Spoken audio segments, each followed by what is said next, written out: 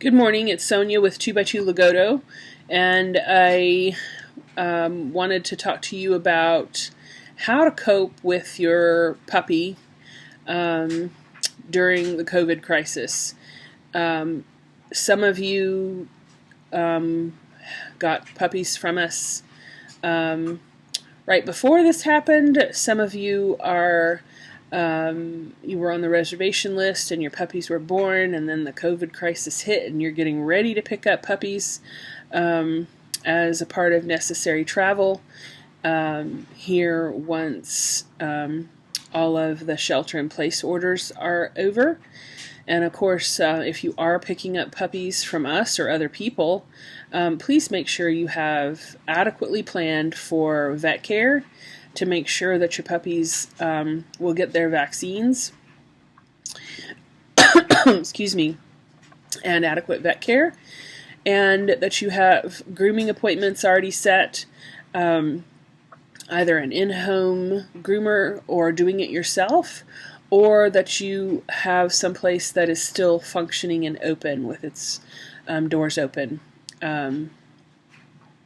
Still running as business as usual, and some groomers are allowed to stay open, so just be sure and check. Also, most trainers and training facilities are currently closed because they are not considered essential. So that's what I wanted to talk to you about and address, was how to socialize your puppy, and just what to do with your puppy right now. If you are currently shopping for a puppy because you think this is a great time to get a puppy, please reconsider and use this time instead to find a reputable breeder whose reservation list you can get on. Those people who already had reservations and were getting puppies already, and the COVID crisis happened, it is what it is, and we're going to cope. So that's what I want to talk about. All right, so first thing, let's focus on passive socialization.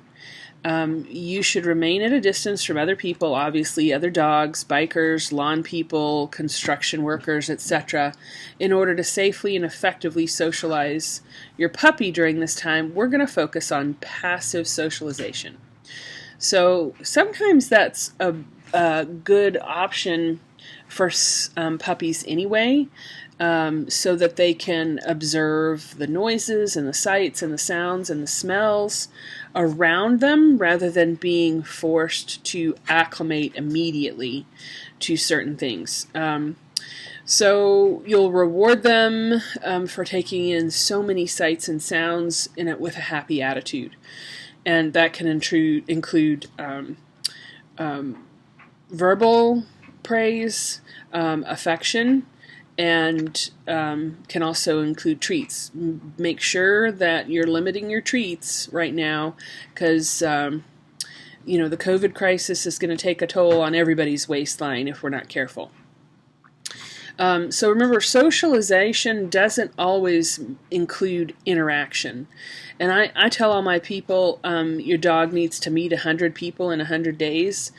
That doesn't mean that all those 100 people have to pet your dog. That just means I've seen 100 people, I've interacted with 100 people, and that interaction can be across the street, across the lawn. Maybe you have to go to Home Depot. That's a great parking lot for your dog to walk through and maintaining social distance. Your dog can go on a walk in the neighborhood and seeing other people in their yards, or the mailman or the UPS man or your lawn care company. Those are all interactions. It doesn't mean that they have to be physically interacting. And things. You can interact with things too. So things like tractors, trucks, cars, the UPS truck, the mail truck, lawnmowers, semi-trucks driving down the road or past your neighborhood. There's any number of things that a puppy can interact with by seeing it and not necessarily going up to smell it or something to that effect. So these developmental times and periods require some finesse. And of course, we send bomb-proof puppies home, so there's not much that's going to throw your puppy off. What I see happen is there can be a negative interaction, and the owner then coddles or pets or tries to reassure the puppy during that interaction, and that then trauma bonds the puppy, and so they think they're always supposed to be scared with that kind of interaction, and because then they get petted. So just something to think about.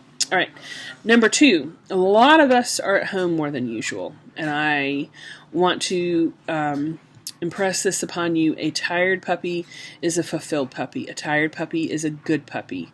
A tired puppy will make your life a little bit easier. But that doesn't mean exhausted. Too much exercise will create a very hyperactive, overstimulated puppy. So those of my clients have heard me talk about that extensively. A couple of fetch sessions in the yard for 5 to 10 minutes twice a day, that's perfect. A quick 5 or 10 minute walk down the road one direction, and 5 or 10 minutes or 15 minutes, depending on the age of your puppy, back home, that's great. And then, of course, your cookie training sessions inside and outside with your sit down, stand, place, and your recalls. Those are critical things to do right now. I trust that everybody who is shut down and locked up because of this COVID virus thing are going to have some of the best trained puppies, because you're at home with your puppy and you've got time. It is nothing for us to do 4 to 6 training sessions that are 5 minutes a day. Let's say you did 4 of those training sessions a day for 5 minutes. Do the math. How long does that take? 20 minutes? That's a great option. And doing these training sessions and these fetch sessions and the recall sessions and the place training are going to wear your puppy out emotionally, and sometimes that's better than mentally or physically. And they will be physically tired too, because you're playing fetch and you're walking them.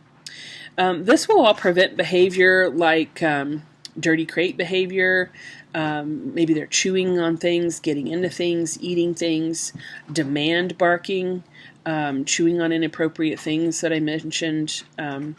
So all of that emotional and mental stimulation and the physical outlet will prevent bad behaviors. If you see an uptick in bad behaviors, it's generally because your puppy is bored or has no emotional, mental, physical outlet for all of that energy. All right, number 3. This is the perfect opportunity for your puppy to learn to take naps in their crate. While you're at home on a conference call, or after those play sessions, or the training sessions, I get calls all the time. My puppy's fussing in the crate. They're pitching a fit in the crate. I can promise you that does not mean they don't like the crate. It simply means that they're trying to use a tool they have, their voice, to manipulate you into letting them out of the crate so they can be with you. Much like our children had to learn how to be in their crib, that's the same thing. And the crate is their safe place. It's where they should eat with the door closed. It's where they should take their naps and where they should sleep at night. And here's a clue. If your puppy's sleeping through the night in the crate, 10 o'clock at night till 5 or 6 in the morning, but pitching a fit during the day in the crate, that just means they're trying to get their way. So, stay strong. You've got this.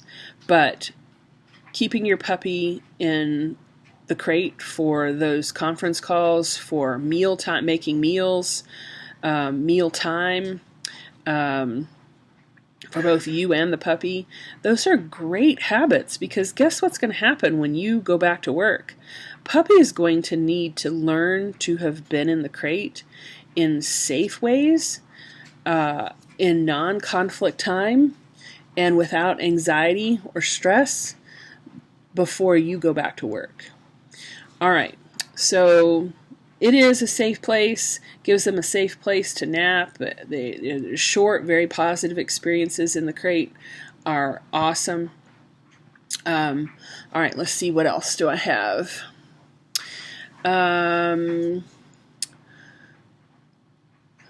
Number 4, by the time the world goes back to normal, you are going to have a well-trained, well-adjusted puppy who is pretty reliable in most aspects if you work on these things at home. If you haven't watched my YouTube videos, now the rest of them on training, that's a good time to do that. A couple of my favorite people to watch in terms of training, Zach George. Now, he's got a great, don't watch everything of his, and I'm sorry, Zach George, but he's monetized now, and so he has to produce lots of content. And his early stuff on, watch this first when you take a puppy home, the sit-down stand, those training videos, how to walk on a leash, how to teach your puppy a recall. Those are great. Now, he uses a clicker.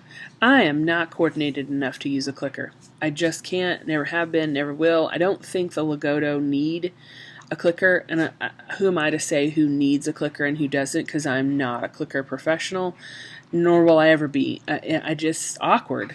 And I think the Legato are intuitive enough and quick enough that I can treat them the moment that they do it correctly, and they pick up on that really fast. So the clicker's always been an extra step that I couldn't figure out. So watch those videos, but be cautious. Some of them, I'm not going to say anything negative because I like Zach George, or I wouldn't have recommended him. I'm just saying you don't have to watch all of his videos, just those first few about bringing puppy home and such. So I hope this helps, and I hope you guys are staying safe. Please like the video, share, subscribe, and I hope to see you next time. And again, I hope this video helps. If you have any questions, please feel free to reach out. Thanks.